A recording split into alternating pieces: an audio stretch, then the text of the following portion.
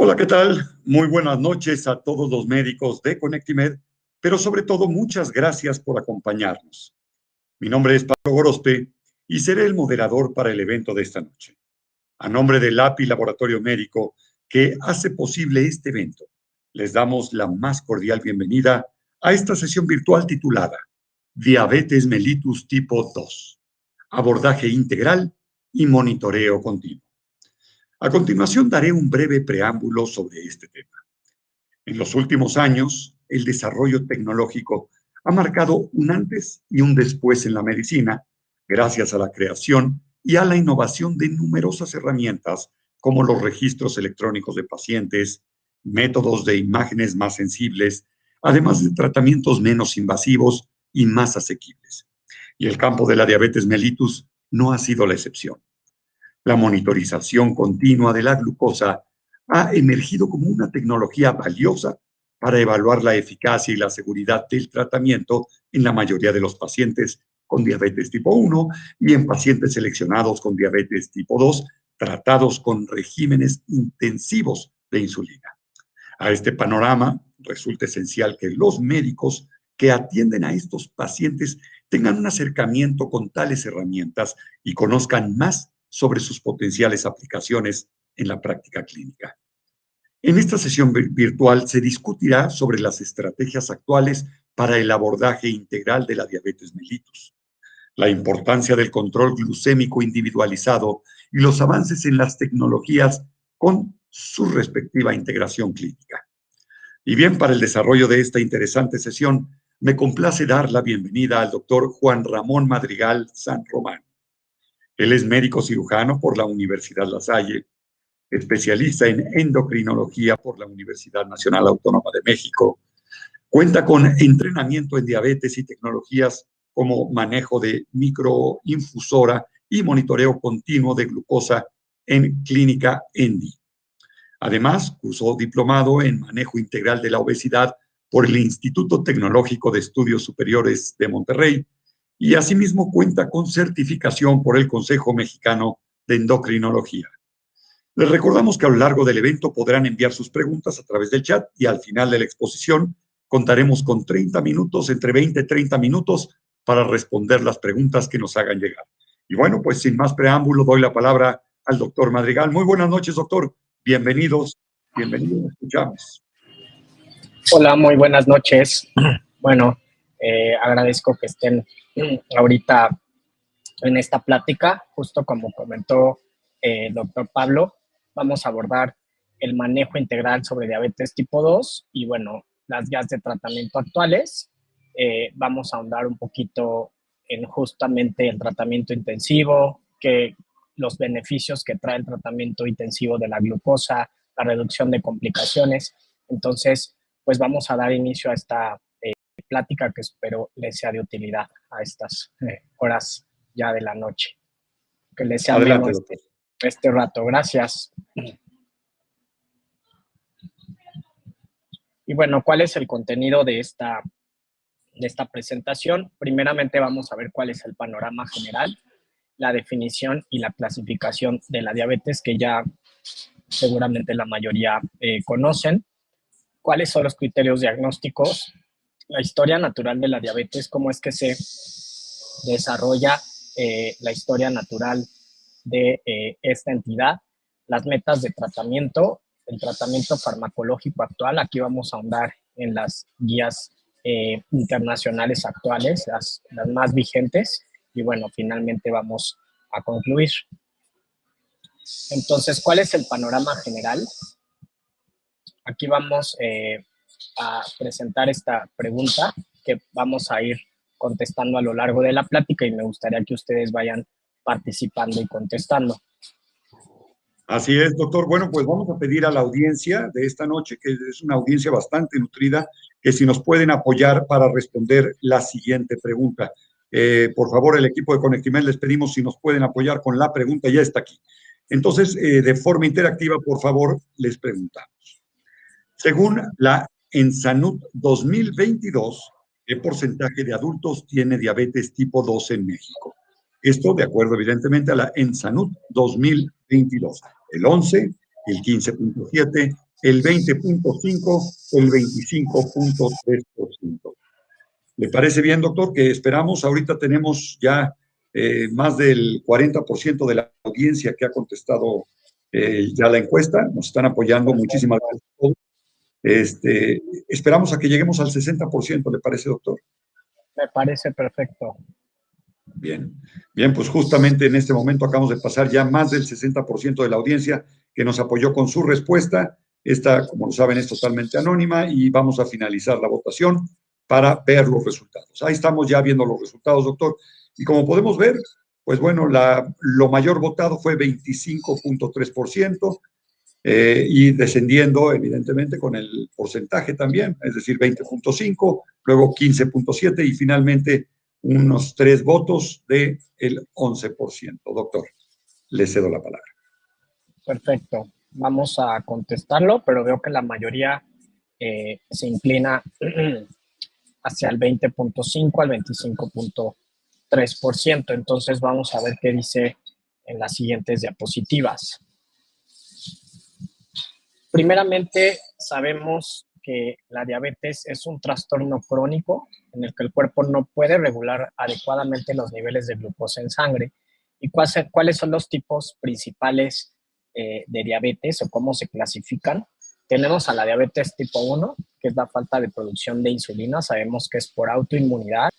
El sistema inmunológico produce autoanticuerpos que empiezan a destruir las células beta del páncreas. Generalmente lo vemos a edades tempranas, en la infancia, en adultos jóvenes, pero ya se está viendo en adultos mayores también. Hay un mayor diagnóstico y sabemos que el tratamiento en diabetes tipo 1 es únicamente con insulina y que hay tecnologías que nos han ayudado a lograr un mejor manejo de la glucosa. Después tenemos la diabetes tipo 2, que es la que nos vamos a enfocar en esta plática y que es la más frecuente en nuestra población a nivel mundial, que se debe más a un estado de resistencia a la insulina, ¿no? Es decir, una insulina que no funciona adecuadamente, hay una alteración en el receptor de la insulina, hay una hiperinsulinemia compensatoria inicialmente y después esta no es suficiente para compensar esta hiperglucemia. Finalmente tenemos diabetes tipo 2. Después tenemos diabetes gestacional, que es la que se diagnostica durante el segundo o tercer trimestre del embarazo. Sabemos que los criterios diagnósticos son distintos que diabetes tipo 1 y diabetes tipo 2. Y bueno, tenemos otros tipos de diabetes donde entran las diabetes monogenéticas, las MODI, tenemos las diabetes secundarias a pancreatitis, a pancreatectomías, etcétera, ¿no? A fibrosis quística, que son las menos comunes, pero no por eso menos importantes. ¿Cuáles son los síntomas comunes de hiperglucemia? Sabemos que el aumento de sed, la micción frecuente, el hambre extrema, es decir, las poliuria, polidipsia, polifagia, una pérdida de peso de manera no intencionada, fatiga y visión borrosa pueden ser síntomas comunes de hiperglucemia. Entonces, cuando una persona empieza con estos síntomas, nada se nos quita con realizar al menos una glucometría capilar para detectar cómo está la glucosa capilar en sangre, ¿no? Y bueno, ¿cuáles son las complicaciones de la hiperglucemia? Sabemos que la hiperglucemia crónica y sostenida nos va a llevar a desarrollar complicaciones tanto micro y tanto macrovasculares. Micro como es nefropatía, retinopatía, neuropatía, y macrovasculares que sabemos que se asocian a un aumento en el riesgo cardiovascular y enfermedad arterial periférica.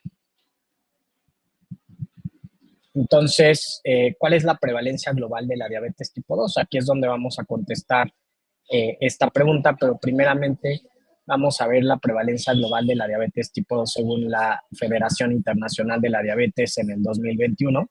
Vemos que el 10.5% de los adultos entre 20 a 79 años tienen diabetes y esto afecta aproximadamente 537 millones de personas. Se proyecta que la prevalencia aumentará hasta 12.2% para 2045, afectando a 783 millones de adultos. Entonces, como vemos, las proyecciones son alarmantes. Hay mayor prevalencia en áreas urbanas en comparación con áreas rurales, y esto a qué creen que se pueda ver, al estilo de vida más occidental, al sedentarismo, a una alimentación rica en ultraprocesados y bueno, es más común en países de altos ingresos frente a países de bajos ingresos, ¿no? Por lo mismo que les comenté. ¿Cuál es el impacto? Hay un incremento significativo en la carga en la salud pública global. Hay una necesidad de intervenciones de salud pública dirigidas para controlar el crecimiento de la enfermedad. ¿Y qué dicen Salud en 2022 en la última actualización? Ellos refieren que el 15.7% de los adultos tienen diabetes tipo 2. Entonces, aquí podemos ver una de las respuestas que les mostramos en esta pregunta y el 11% de los adultos ya tienen prediabetes. Sin embargo, aún no estamos diagnosticando lo suficiente, ¿no? ¿Cuál va a ser la variación por región? Las tasas de prevalencia van a variar, influenciadas por factores socioeconómicos y de estilo de vida. Y bueno, muchos pacientes, como bien les comenté, desconocen su condición y es muy importante hacer tamizaje, mejorar la detección temprana y la educación en salud. ¿Por qué? Porque esto tiene impacto en la salud pública, ¿no? Un incremento de complicaciones asociadas como enfermedades cardiovasculares y amputaciones, y además hay una urgencia de medidas preventivas y programas de salud. ¿Cuáles son los criterios diagnósticos? Actualmente les voy a mostrar lo de los Standards of Care, es decir, de la Asociación Americana de la Diabetes, que son los más actuales, son globalmente validados y son los estandarizados. Sabemos que necesitamos una glucosa en ayuno mayor a 126 y que no debe de haber una ingesta calórica en las últimas 8 horas. La prueba o el estándar de oro es la glucosa plasmática a las 2 horas, que debe ser de más de 200 miligramos sobre decilitro durante una prueba oral a la tolerancia a la glucosa. La prueba debe ser realizada con una carga de 75 gramos de glucosa disuelta en agua, a veces les dan la pura glucosa, y bueno, una glucosa mayor a 200 ya es diagnóstico de diabetes. También la hemoglobina glucosilada mayor a 6.5 y esta prueba debe realizarse en laboratorios certificados de acuerdo a los estándares de la hemoglobina glucosilada. Si ustedes se meten a la página o revisan en Google NGSP, ahí están todos los laboratorios que están certificados por esta entidad, por esta asociación, y son métodos validados para medir hemoglobina glucosilada. Entonces, no todos los laboratorios están certificados y no todos tienen esta metodología o este ensayo validado para medir hemoglobina glucosilada. Entonces, mayor a 6.5% siempre y cuando no haya alteraciones en la hemoglobina, es decir, que no haya hemoglobinopatías, que no haya anemia, que no haya enfermedad renal crónica. Una deficiencia de hierro severa puede alterar la hemoglobina del paciente y esto puede alterar la hemoglobina glucosilada. Entonces, es importante que descartemos estas alteraciones para confiar en la hemoglobina glucosilada. Y bueno, un paciente con síntomas clásicos de hiperglucemia o crisis hiperglucémica con una glucosa al azar mayor a 200, es decir, con poliuria, polidipsia, pérdida de peso no intencionada, una glucosa en una glucometría más de 200, es diabetes sin dudarlo. Y bueno, ¿cómo se va a desarrollar la diabetes tipo 2? Aquí me gustaría mostrar la segunda pregunta. Así es, doctor. Bien, vamos a solicitar a la audiencia que nos apoyen respondiendo esta segunda pregunta, que es, ¿cuál de los siguientes no es un factor asociado al desarrollo de la diabetes tipo 2? Es decir, ¿cuál no es un factor asociado al desarrollo de la diabetes tipo 2? La primera opción, sobrepeso. Segunda, sedentarismo. Tercera, hipertensión. Y la cuarta, hipotiroidismo. No es un factor asociado al desarrollo de la diabetes tipo 2. Bien, vamos a esperar que tengamos la respuesta del 60%, que ya le estamos alcanzando rápidamente, y voy a finalizar la votación. Doctor, ya estamos aquí, listo. Ahora sí, ya estamos compartiendo los resultados, alcanzamos un 74% en muy poco tiempo. Muchas gracias por esa enorme participación, doctor. Ya aquí vemos. Perfecto. Bueno, aquí veo que están muy activos, eso me agrada. Entonces vamos a continuar y bueno, sí, estoy de acuerdo, el hipotiroidismo, si bien es un factor asociado a la resistencia a la insulina, no es un factor asociado al desarrollo de diabetes tipo 2. Y bueno, Adelante. vamos a ver entonces la historia natural de la diabetes tipo 2. Sabemos que existen diversos factores asociados al desarrollo de diabetes tipo 2. Debemos de tener un trasfondo ambiental, es decir, necesitamos una carga genética, familiares de primer grado, de segundo grado, para tener este riesgo. Ya nosotros, la población hispanoamericana, ya tiene un riesgo aumentado para tener diabetes tipo 2.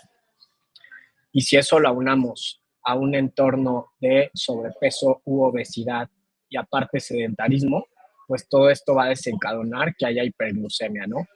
¿Y qué va a ocasionar que haya fallo en la célula beta o que esta insulina no funcione adecuadamente, que haya resistencia a la insulina y que a la larga haya deficiencia de la producción de insulina?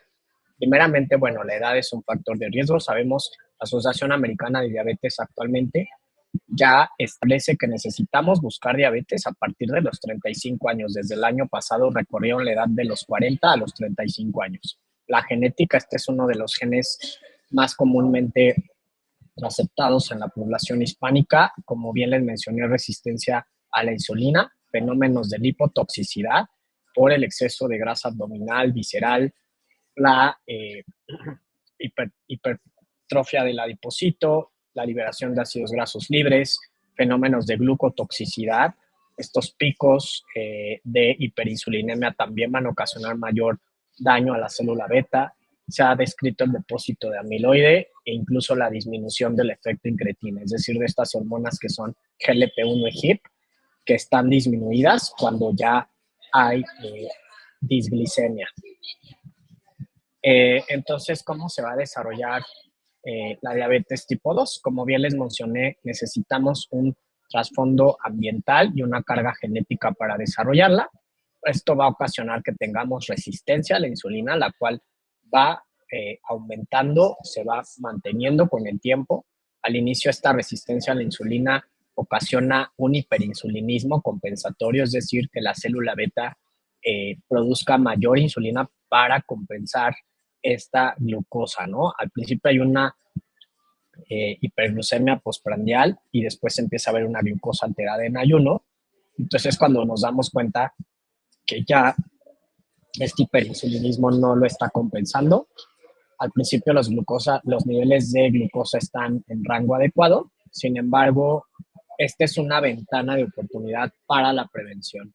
Es decir, al principio esta persona puede estar con una glucosa alterada en ayuno, con criterios de prediabetes, es decir, una glucosa elevada en ayuno arriba de 100, una hemoglobina glucosilada entre 5.7 y 6.4, una curva de tolerancia a la glucosa oral eh, con criterios de intolerancia a carbohidratos o de intolerancia a la glucosa. Sin embargo, si nosotros no actuamos en esta etapa de prevención, entonces es cuando la glucosa empieza a elevarse y es cuando ya tenemos el diagnóstico de diabetes tipo 2. Sabemos que la hiperglucemia crónica y sostenida es la que nos va a llevar a desarrollar complicaciones tanto micro como macrovasculares. Y aquí me gustaría, dentro de la misma fisiopatología, mencionar al onceno atroz. Esta fue descrita por el doctor de Fronzo, el cual él describió a la resistencia a la insulina y todos estos fenómenos que se asocian a la misma y además de otros blancos fisiopatológicos que también son blancos terapéuticos y que pueden contribuir al desarrollo de hiperglucemia. Entonces, por un lado, tenemos a la disminución de la célula beta pancreática que va a ocasionar disminución en la insulina y esto va a ser un blanco terapéutico para utilizar incretinas, es decir, análogos de GLP-1, inhibidores de DPP-4. Entonces, primeramente esto, disminución del efecto incretina, aquí es donde, como les comenté, el uso de análogos de GLP-1 pudieran funcionar, los inhibidores de DPP-4. Hay un defecto en la célula beta, es decir, hay una hiperglucagonemia, o elevación de glucagón, que va a ocasionar que haya mayor liberación de glucosa hepática, y esto va a ocasionar o va a contribuir a mayor hiperglucemia, ¿no? Aquí las incretinas se ha visto que pueden disminuir esta producción de glucagón y esta hiperglucemia hepática. Tenemos a la resistencia a la insulina a nivel hepático, a nivel muscular y a nivel de tejido adiposo, ¿no? Sabemos, se ha descrito que esta pudiera ser un común denominador para desarrollar todas las demás entidades, incluso de aterosclerosis, de hipertensión, etcétera, ¿no? De síndrome metabólico en sí. Y aquí un blanco terapéutico de la resistencia a la insulina, pues son las biguanidas, los sensibilizadores a la insulina, como es la metformina, las tiazolidinedionas, que a veces no las usamos tanto, pero son excelentes fármacos para la glucosa y para mejorar esta resistencia a la insulina. Por otro lado, tenemos el blanco terapéutico a nivel cerebral. A nivel cerebral tenemos una alteración a nivel del apetito, es decir, hiperfagia, el paciente empieza a consumir mayor cantidad de calorías, de alimentos hipercalóricos, sobre todo cuando el paciente está catabólico. Y aquí se ha visto que las incretinas a nivel de hipotálamo pudieran suprimir el apetito, y además de que podemos utilizar otros fármacos agonistas dopaminérgicos, algunos otros fármacos en el manejo del sobrepeso a la obesidad, que pudieran ayudar a reducir la ingesta calórica. ¿Qué hay del colon o de la microbiota intestinal? Aún se está estudiando, pero se ha visto que esta disbiosis intestinal pudiera contribuir a liberación de factores inflamatorios a nivel sistémico, ¿no? Y esto pudiera contribuir también a mayor hiperglucemia. Pero ahí también se ha encontrado que agregar probióticos todavía no está muy establecido. Tampoco dar solo probióticos va a mejorar el control glucémico, pero pudiera ser parte del tratamiento integral, al igual que la metformina se ha demostrado que pudiera mejorar a largo plazo esta hiperglucemia, ¿no? ¿Qué hay del sistema inmunológico? Se ha visto que las incretinas, hay una disregulación del sistema inmunológico, esta hiperglucemia pudiera alterar al sistema inmunológico, al sistema de defensas, y se ha visto que fármacos como los análogos de GLP-1 tienen un efecto antiinflamatorio, antiaterosclerótico y además con un efecto benéfico cardiovascular. ¿Qué hay del estómago, del intestino delgado? Se ha visto que aquí pudiera ser otro blanco fisiopatológico y terapéutico, es decir, si nosotros damos análogos de GLP-1, nosotros podemos ocasionar que haya un retraso en el vaciamiento gástrico y por lo tanto mayor saciedad y menor ingesta calórica, ¿no? Si nosotros, si el paciente empieza a ingerir cantidades abundantes de alimentos, pues van a aumentar los picos de glucosa y por lo tanto esto va a contribuir mayormente a la hiperglucemia sostenida. Entonces, aquí algunos fármacos como los análogos de GLP-1 pudieran contribuir. Incluso la cirugía bariátrica es una opción terapéutica que pudiera incluso llevar a la remisión en diabetes, porque entonces se elevan de manera importante los niveles de incretinas endógenas. ¿Y qué hay del riñón? Se ha visto que a nivel del riñón también pudiera estar alterado este contrasportador de glucosa sodio. Y entonces si nosotros damos estos fármacos inhibidores de SGLT2, pudiéramos contribuir a que haya glucosuria y no solo eso, sino también a un efecto nefroprotector y cardioprotector, como bien lo hemos visto recientemente en los últimos estudios de beneficio cardio-reno-protector de estos fármacos. Entonces, justamente podemos ver cómo actuar en todas estas blancos terapéuticos pudieran ayudar a mejorar o a retrasar o a frenar la historia natural de la diabetes tipo 2 con diversos fármacos, ¿no? Siempre y cuando no sean de las mismas familias. Entonces, ¿cuáles son nuestros indicadores y metas de tratamiento? Esta gráfica la propone la Asociación Americana de Diabetes y a mí me gusta mucho porque si no tenemos un manejo integral, mm, en muchos pacientes o en la mayoría, a lo mejor se van a controlar al principio, pero la mayoría van a recurrir en hiperglucemia o no vamos a tener los efectos deseados. Entonces, ¿qué proponen? Como base, la modificación del estilo de vida no la podemos dejar a un lado y la educación en diabetes. ¿Y cuáles son los 4 pilares que van arriba de esta base? Es el manejo de la glucosa. Tenemos que seguir teniendo un adecuado control glucémico. Esto es importante para reducir complicaciones tanto micro como macrovasculares, pero no solo eso, el manejo de la presión arterial, que sabemos que aumenta el riesgo cardiovascular, el manejo de los lípidos, también importantísimo. Un paciente con diabetes tipo 2 ya es de alto riesgo cardiovascular, entonces esto es algo que hay que tener en cuenta y no hay que dejar atrás las estatinas en estos pacientes y llegar a las metas de control lipídico. Y siempre hay que considerar el uso de agentes con protección cardiovascular y renal, ¿no? Que ahorita lo vamos a ver en las guías de tratamiento, pero estos son los 4 pilares fundamentales. ¿Para qué? Para lograr reducir las complicaciones en diabetes. ¿Cuáles son nuestras metas de manejo de glucosa? Estas son las distintas sociedades, las distintas asociaciones, tanto de la Asociación Americana de Diabetes, de la Sociedad Pediátrica de Diabetes, del Colegio Americano de Endocrinólogos, y ellos proponen varias métricas o varias metas glucémicas para lograr un adecuado control glucémico y así reducir el desarrollo de complicaciones.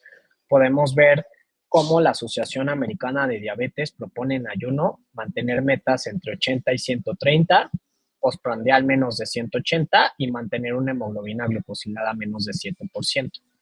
El Colegio Americano de Diabetes propone, son un poquito más estrictos, obviamente siempre y cuando esté manejado por especialistas en diabetes o que puedan llevar un manejo de manera más segura en el paciente con diabetes, ¿no? Ellos ponen unas metas un poquito más estrictas y ellos tienen esta teoría que podamos llevar la glucosa al valor más fisiológico, ¿no? A los valores normales, obviamente sin ocasionar hipoglucemia. Podemos ver que ellos proponen una glucosa en ayuno menor a 110, postprandial a las 2 horas menos de 140 y una glucosilada menor a 6.5, siempre y cuando el paciente no sea de alto riesgo, que ahorita vamos a ver. Y luego, en adultos mayores o en pacientes de alto riesgo, podemos ser un poquito más flexibles. Hay que personalizar nuestras métricas de control glucémico. Podemos ver que aquí las glucosas en ayuno pueden ser un poquito más flexibles. Postprandial son menos de 200. Estas se pueden personalizar, pero podemos ver cómo la hemoglobina glucosilada puede ser menos de 7.5 o incluso menos de 8.5 cuando ya hay mucha fragilidad o hay otras comorbilidades que incluso son más importantes para la persona geriátrica o con expectativa de vida corta. Y luego aparecen estas métricas de tiempo en rango. ¿Y dónde vamos a ver el tiempo en rango? En el monitoreo continuo de glucosa, es decir, con estos dispositivos que tenemos actualmente, es decir, el paciente se coloca un sensor de manera subcutánea con un mini filamento que va a estar midiendo la glucosa cada 5 minutos. Y esto nos va a mostrar gráficas. Ahorita por aquí traigo un ejemplo del control glucémico, donde podemos ver el tiempo en rango, es decir, el rango en objetivo en el que la persona se debe mantener. Es decir, el tiempo en rango entre 70 y 180 la mayor parte del día. Y esto durante 3 meses y esto se va a traspolar a una hemoglobina glucosilada menor a 7%. Esto se obtuvo de estudios como el DSCT, donde pacientes con diabetes tipo 1 que realizaban glucometrías capilares de 6 a 10 veces al día, las que se mantenían por arriba del 70% en este rango en objetivo, mostraban una reducción de nefropatía y de retinopatía. Entonces fue que se establecieron estas métricas. Entonces, si ustedes han probado el dispositivo de monitoreo continuo de glucosa, es un dispositivo muy útil para lograr metas de control, para que el paciente haga más conciencia, haga cambios en sus hábitos, vea los cambios o el efecto del tratamiento terapéutico. Y bueno, está más recomendado las guías americanas de diabetes. Ellos recomiendan con un nivel de evidencia A utilizarlo en personas que utilizan insulina o en esquemas intensivos de insulina, ¿no? Se puede utilizar en fármacos con un nivel de evidencia menor, pero el paciente siempre va a tener beneficio y tratar de lograr estas métricas de control glucémico. Y podemos ver que ya en niños también son otras métricas, e incluso en embarazo. El rango en objetivo cambia más de 70%, pero el rango en objetivo es de 63 a 140 y en el embarazo, bueno, es otra historia, ¿no? Entonces, necesitamos equilibrar o establecer metas de manejo glucémico y sabemos que a mayores niveles de hemoglobina glucosilada va a haber un incremento de los eventos cardiovasculares y de complicaciones. Entonces necesitamos establecer nuestras metas de control glucémico. Es importante que sepa que el manejo intensivo inicial nos va a llevar a una reducción de riesgo cardiovascular y complicaciones. Aquí es donde el LUCA-PDS nos demostró que por cada 1% de reducción de hemoglobina glucosilada hay una reducción de hasta un 21% del riesgo de desarrollar complicaciones. Entonces, esto es importante. ¿Por qué? Porque nos demostró este estudio del LUCA-PDS, del diabetes tipo 2, que el tener un manejo intensivo inicial nos va a dejar un legado metabólico a largo plazo. Si nosotros somos intensivos en el tratamiento, siempre y cuando el paciente no tenga riesgo o fragilidad o riesgo de hipoglucemias, vamos a aumentar la expectativa de vida del paciente y vamos a reducir las complicaciones.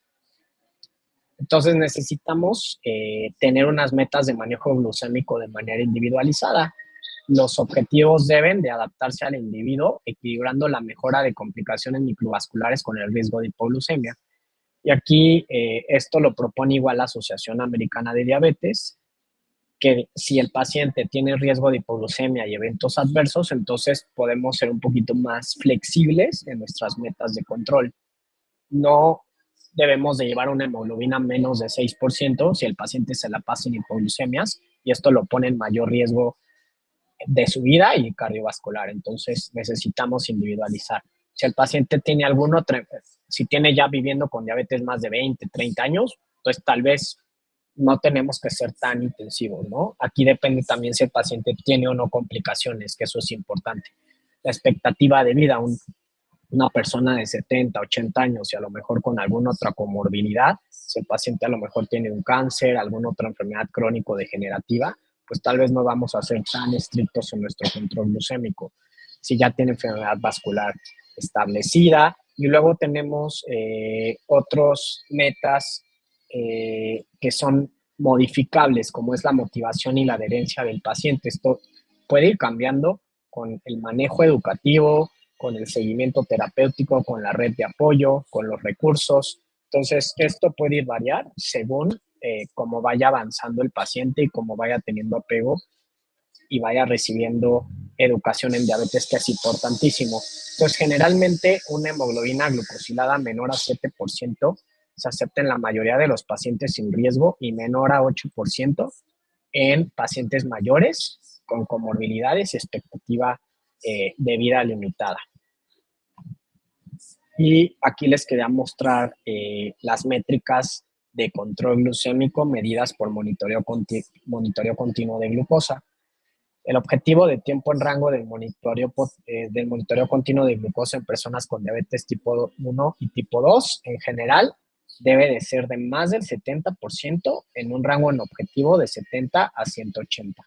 Esto lo vamos a medir por un monitoreo continuo de glucosa. Menos del 4% la glucosa menos de 70 y menos del 25% la glucosa más de 180 y menos del 5% la glucosa mayor a 250. Esto se va a traducir en una hemoglobina glucosilada menor a 7%. Obviamente, mientras más verde o más alto el porcentaje de tiempo en rango, va a ser mejor para el paciente y menos riesgo de desenlaces o complicaciones tanto micro como macrovasculares. Tenemos a los pacientes con diabetes tipo 1 y tipo 2 de alto riesgo, donde vemos que el tiempo en rango va a disminuir. Si lo mantenemos arriba del 50%, es aceptable, pero si es un paciente que no tiene comorbilidades, no tiene expectativa de vida limitada, entonces, ¿por qué no llevarlo acá, no? Y luego tenemos diabetes tipo 1 y embarazo. Como les mencioné, el rango en objetivo es de 63 a 140, al igual que en diabetes gestacional y diabetes tipo 2 con embarazo, ¿no? Estas son otras métricas de control y necesitamos ser muy intensivos en el embarazo, que el paciente se mantenga aquí y el nivel de evidencia es A para utilizar el monitoreo continuo de glucosa en el embarazo. El diabetes tipo 1 es indiscutible también. Es importante realizar la búsqueda de complicaciones en todos los pacientes que viven con diabetes, es decir, buscar nefropatía o enfermedad renal. Si el paciente tiene diabetes tipo 1, se puede realizar a partir de los 5 años de diagnóstico, pero si el paciente ya debuta con diabetes tipo 2, necesitamos hacer tamizaje de complicaciones al diagnóstico. ¿Por qué? Porque no sabemos realmente si el paciente ya vivía con diabetes desde hace meses o hace años y si ya tiene algún otro daño a órgano blanco o alguna otra complicación. Entonces necesitamos buscar nefropatía con una tasa de filtrado glomerular calculada por CKD-EPI o MDRD, que son fórmulas validadas y está establecido. No necesitan ya estar pidiendo recolecciones en orina de 24 horas. Simplemente con su creatinina y con estas fórmulas pueden calcular la tasa de filtrado glomerular. A menos que esté un poco dudoso, pueden hacer la recolección o incluso podrían pedir cistatina C en el laboratorio, que ya es un poquito más específico para calcular la tasa de filtrado glomerular. Entonces, la tasa de filtrado glomerular y la relación albúmina-creatinina en orina de muestra al azar o albuminuria y depuración de creatinina en orina de 24 horas. También ya pueden hacer solo una relación albúmina-creatinina en una muestrita al azar y con eso lo calculan igual. Ustedes buscan una calculadora, relación albúmina-creatinina, siempre fíjense en las unidades porque hay laboratorios que lo reportan distinto, tanto creatinina al azar como albuminuria, y acuérdense que debe de estar menos de 30 miligramos sobre gramos. Si ya está por arriba de eso, hay que confirmarla por segunda vez, y si sí, tal vez ya hay microalbuminuria o macroalbuminuria, que ahora ya es únicamente albuminuria, ¿no?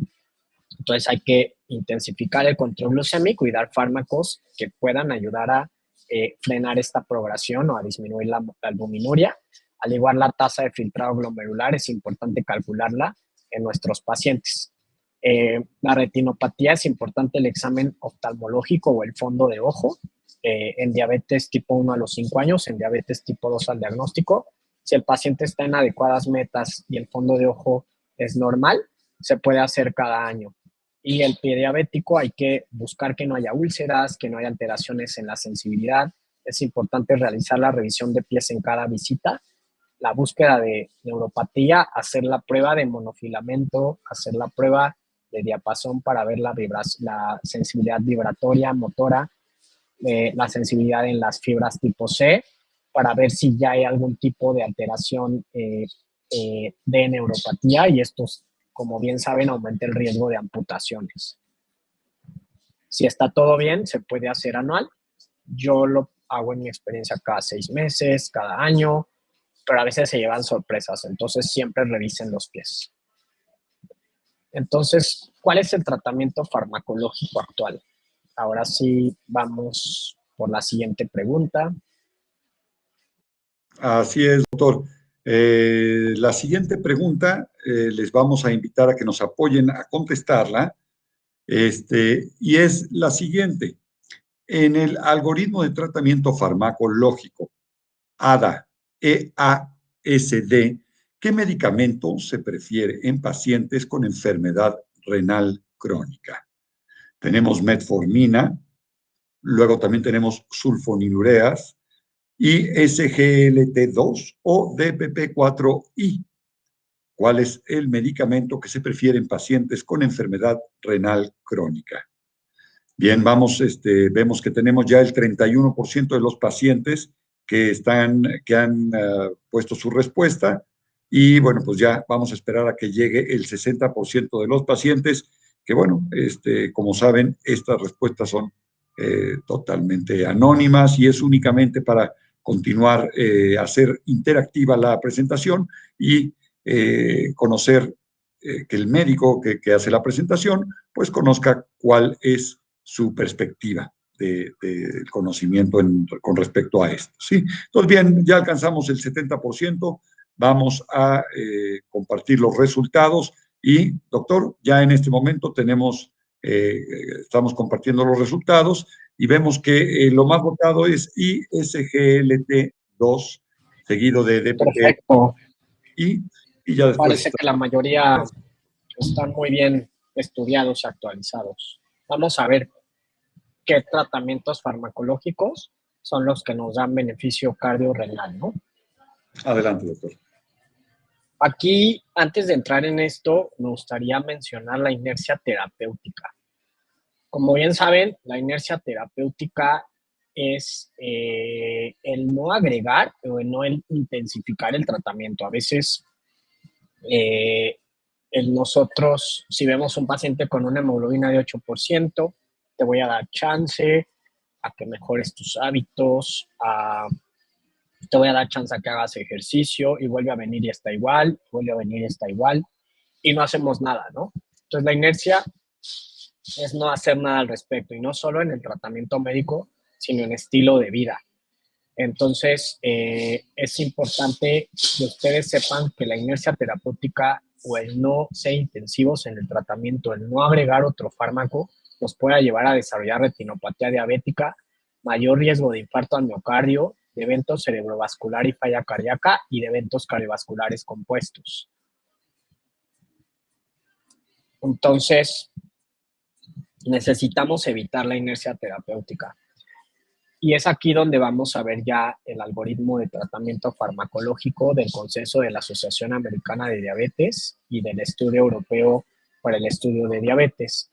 Actualmente la Sociedad Mexicana de Nutrición y Endocrinología también publicó sus algoritmos, que son muy amigables con nuestra población y con los recursos que tenemos. Las pueden consultar también. Ahorita por ahí puse algún slide.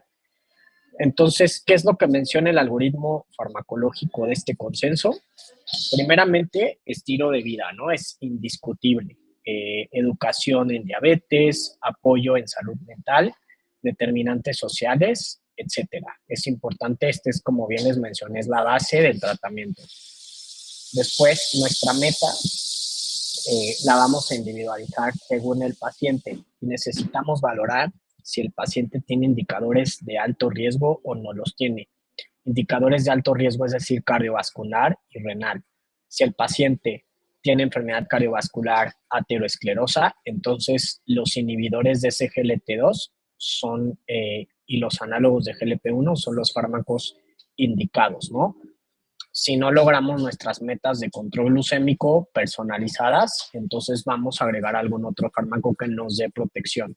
Si el paciente tiene indicadores de alto riesgo como obesidad, tabaquismo, hipertensión, alguna otra enfermedad, entonces necesitamos agregar algún análogo de GLP-1 o un inhibidor de SGLT2. Si el paciente tiene falla cardíaca o insuficiencia cardíaca, los inhibidores de SGLT2 van a ser los fármacos de elección. Actualmente ya tenemos evidencia que empaglifosina, dapaglifosina, canaglifosina son los fármacos de elección. Si el paciente ya tiene enfermedad renal crónica, entonces hay que ver si el paciente tiene albuminuria o no tiene. Si tiene albuminuria, hay que dar los fármacos como son inhibidores de SGLT2, como es dapaglifosina, con el estudio de DAPA-CKD, la canaglifosina en el estudio Credence también nos lo demostró cómo disminuía la progresión de los eventos renales. También la empaglifosina, recientemente salió publicado el estudio del EMPA-KIDNEY, donde podemos ver la reducción también de albuminuria y de los eventos renales. Entonces, necesitamos descartar o que el paciente tenga algunos de estos indicadores, tanto cardiovascular como renal. Si el paciente no los tiene, entonces necesitamos ahora sí enfocarnos en la glucosa, pero no solo eso, también en el peso. De acuerdo al control glucémico y al peso, entonces es el fármaco que vamos a utilizar.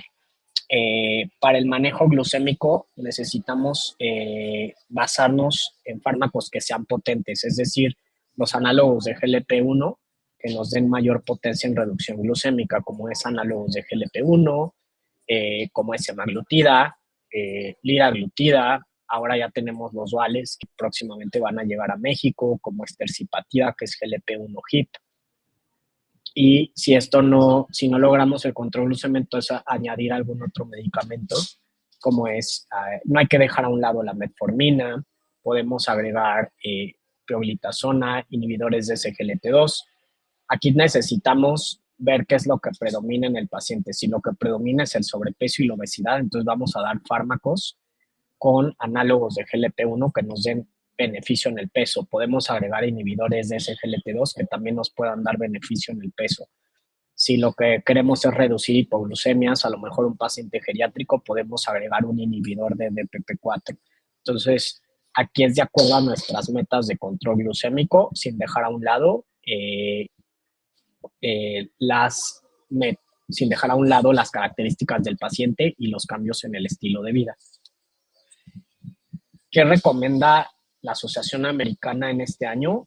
La Asociación Americana de Diabetes recomienda que hay que considerar programas estructurados que brinden asesoramiento conductual en personas de manera personal o remota. Ahora la telemedicina ya es una herramienta básica, es indispensable para el manejo de la glucosa, ¿no? Ya no tenemos pretexto para dar manejo del control de la glucosa. Afortunadamente tenemos el monitoreo de glucosa, podemos hacer hemoglobina glucosilada y con esto vía remota podemos hacer ajustes en el tratamiento, ¿no? Siempre que sea posible, es importante minimizar los medicamentos para las afecciones comórbidas que estén asociados con el aumento de peso. Entonces, por ejemplo, las sulfonilureas son fármacos que ya no se utilizan tanto, son buenos reductores de glucosa, pero van a aumentar de peso y van a ocasionar hipoglucemias. Entonces hay que tener cuidado con las sulfonilureas. Al elegir medicamentos hipoglucemiantes para personas con diabetes tipo 2 y sobrepeso u obesidad, hay que priorizar los medicamentos con efecto benéfico en el peso, como son los análogos de GLP-1, los inhibidores de SGLT2. Personas con diabetes, sobrepeso o obesidad, la farmacoterapia preferida, como bien les mencioné, es un análogo de GLP-1 o los duales, como es análogo de GLP-1 HIP, con mayor eficacia en pérdida de peso, es decir, semaglutida o tercipatida, y después liraglutida, que también la tenemos. Y para prevenir la inercia terapéutica, como bien les mencioné, y no se hayan alcanzado los objetivos, hay que reevaluar las terapias de control de peso, intensificar el tratamiento con enfoques adicionales, como es cirugía metabólica o bariátrica, fármacos adicionales y programas de control de estilo de vida estructurados. Y bueno, ¿cuándo vamos a intensificar con insulina? Si primero hay que considerar un análogo de GLP-1 potente, pero si no hemos llegado a las metas de control, entonces vamos a iniciar una insulina basal, es decir, una insulina de acción prolongada, ¿no? Y si no, vamos a considerar una insulina basal combinada con análogo de GLP-1. Actualmente tenemos varias versiones disponibles, como es liraglutida con liraglutida. Tenemos la otra que es insulina glargina con lixisenatida, que nos ayudan a lograr un control glucémico de manera más rápida, controlando glucosa en ayunos e incluso postprandial. Y si esto no es posible, entonces hay que agregar bolos al paciente, es decir, insulina de acción rápida. Se prefieren los análogos como es Lispro, glulicina, Lispro, glulicina o aspártica para los alimentos, siempre y cuando ya hayamos utilizado los demás fármacos o las demás insulinas. Y bueno, ¿qué concluimos de todo esto? Iniciar tratamiento doble o triple oral cuando la hemoglobina glucosilada se encuentra fuera de metas y no hay datos de catabolismo. Esto es un tip que les quiero dar. Incluso los nuevos algoritmos ya lo mencionan, las guías mexicanas de la sociedad ya lo proponen, que si tenemos una hemoglobina glucosilada por arriba de 9-10%, hay que iniciar terapia doble o terapia triple, utilizando los blancos fisioterapéuticos que les mencioné, ¿no? Del conseno atroz, que es muy útil para saber qué fármaco podemos utilizar. Es importante realizar automonitoreo de glucosa cada 2 o 3 semanas para realizar ajustes si esto es posible. El manejo integral no solo debe ser farmacológico, debe de incluir manejo multi-interdisciplinario de nutrición, educación y prescripción del ejercicio. Es importante evitar la inercia terapéutica. Si existe hemoglobina glucosilada mayor a 9 o 10% sin datos de catabolismo, la terapia triple puede funcionar. Si esto no es efectivo o hay datos de catabolismo, hay que insulinizar. Un paciente con glucosa mayor a 200, 300, con poliuria, polidipsia, polifagia, pérdida de peso, que necesita insulina, hay que insulinizar, hay que evitar la inercia terapéutica. Y bueno, agradezco su atención a esta ponencia. Por aquí están mis datos. Y no sé si por aquí hay alguna duda, doctor, o algo que quiera comentar. Así es, doctor. Bueno, pues agradecemos de forma especial, doctor Madrigal, por aportarnos sus conocimientos en esta presentación. Y bueno, pues ya, efectivamente ya tenemos algunas preguntas de la audiencia. Sin embargo, mientras esperamos que nos envíen algunas más, quiero comentarles acerca del API Laboratorio Médico, ya que gracias a su interés en llevar información de calidad y útil para la práctica médica, es que se hacen posibles sesiones como la de esta noche. Y hoy es del interés de LAPI enfatizar en la importancia de los estudios para la detección oportuna y seguimiento de la diabetes. La prueba de hemoglobina glucosilada A1C, el examen de glucosa en ayunas y la prueba de tolerancia oral a la glucosa son herramientas cruciales que pueden salvar vidas al identificar la diabetes en sus etapas iniciales, cuando el tratamiento y control son más efectivos. Reconociendo el papel vital que ustedes como médicos desempeñan en la lucha contra la diabetes,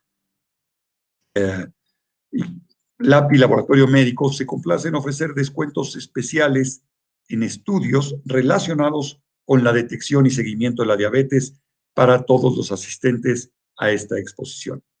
Y vemos aquí el código QR, aquí está ya el código QR. Para acceder a estas promociones preferenciales, simplemente escaneen el código QR que aparece en su pantalla y bueno, pues para LAPI, su bienestar y su capacidad para brindar la mejor atención a sus pacientes son prioridad. Pasemos ahora sí a la sesión de preguntas y respuestas. ¿Le parece bien, doctor? Vamos a hacerlo de la siguiente dinámica, si le parece bien. Publicamos, vamos a dejar tantito el código QR mientras nos seleccionan.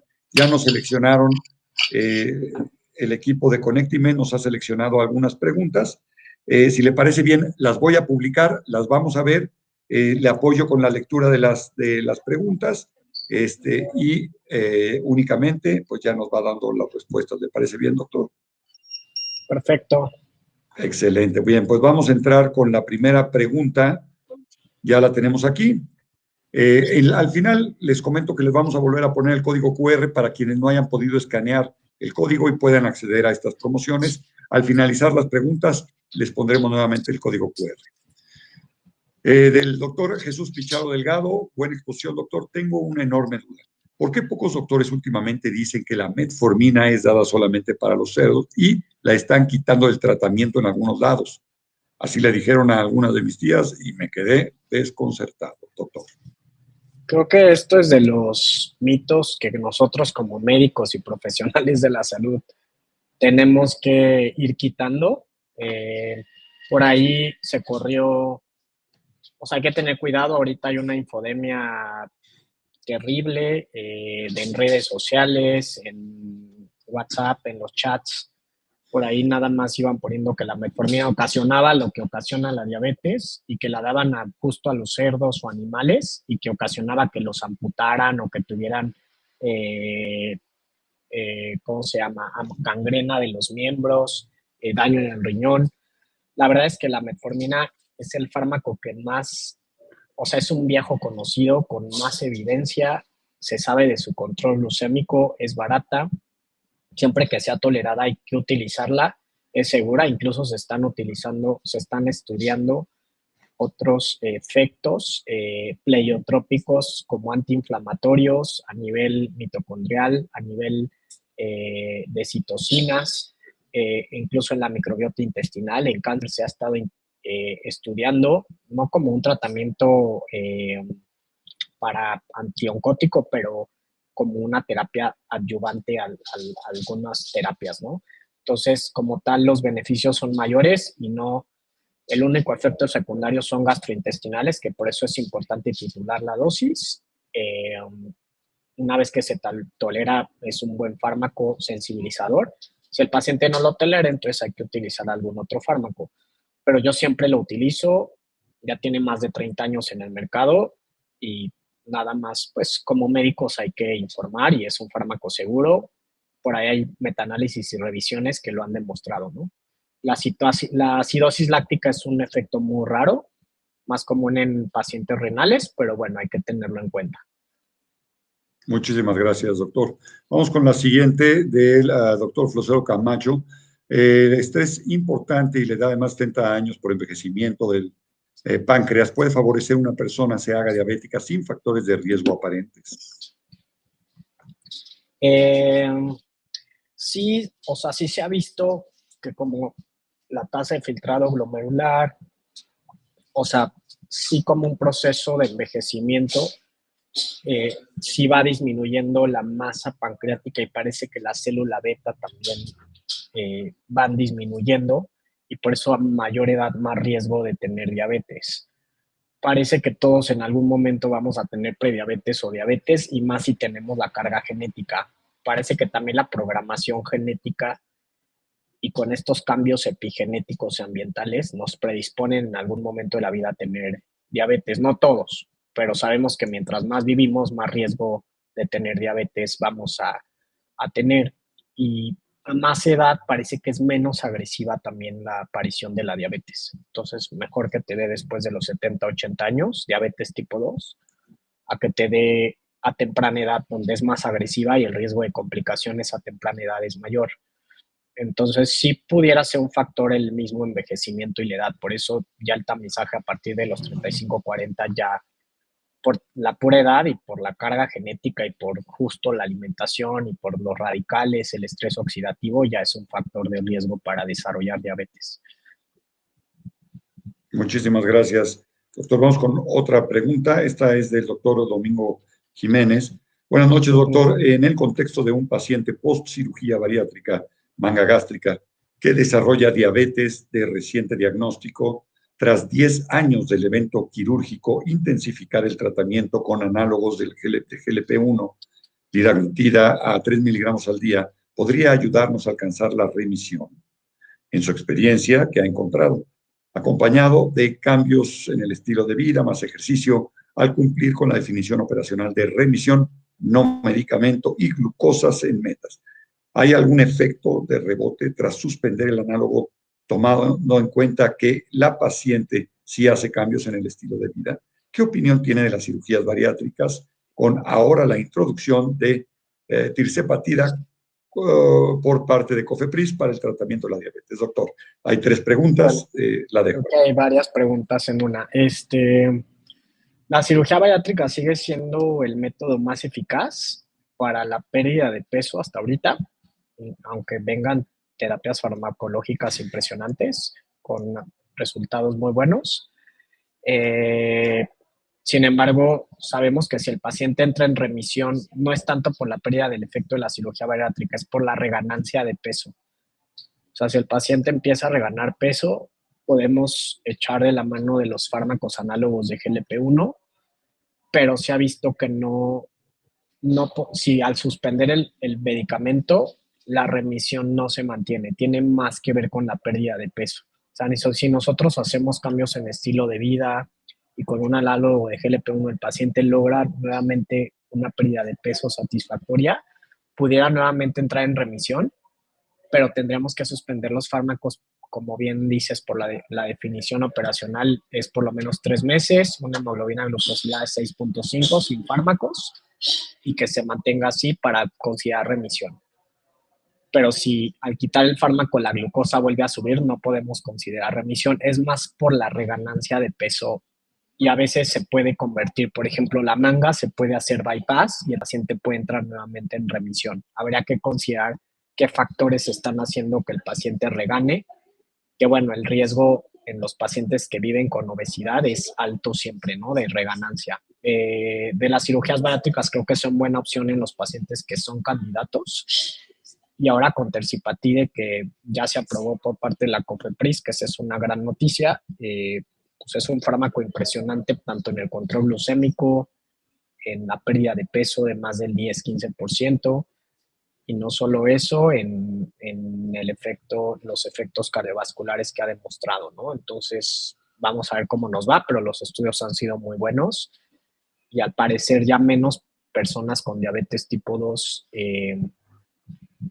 deberían de progresar. Y el tema es el costo de estos fármacos, ¿no? Pero si todos tuvieran acceso a estos fármacos, pues sería increíble en diabetes tipo 2 porque por el peso, que es un común denominador en el desarrollo de diabetes tipo 2 y en el control glucémico, ¿no?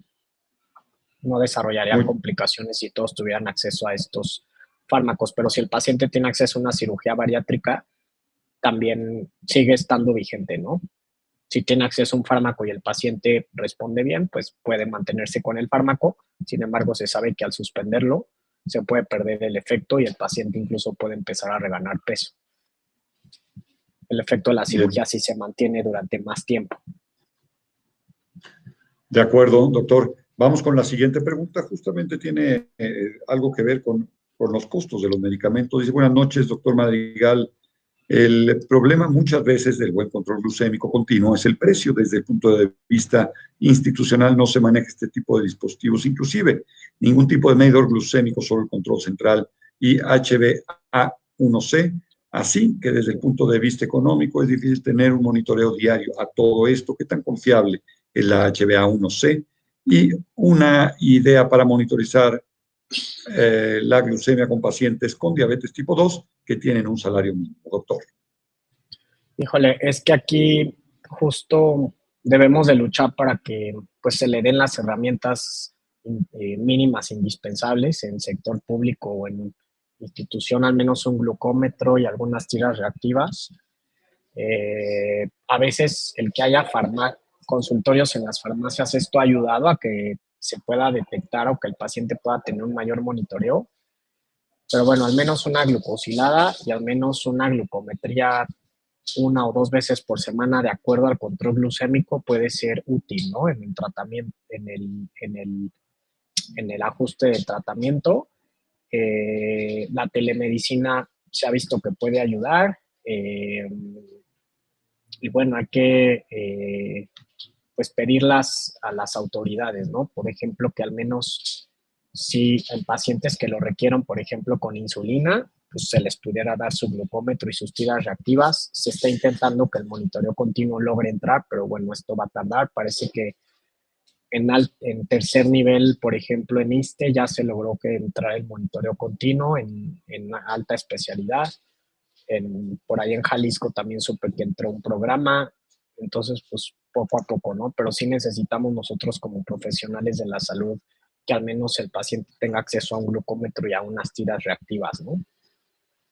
Y al menos checarse una glucosa en ayuno y al menos 2 veces al día. Yo lo que hago es pedirles monitoreos en ayuno y precomida, en ayuno y precena, al menos, o hacerla de maneras alternas y hacer una bitácora para nosotros darnos una idea de cómo se va comportando la glucosa en varios días y entonces tener patrones de cómo va el control glucémico, ¿no? No solo la glucosa en ayunas, sino ver en el transcurso del día cómo se mantiene la glucosa.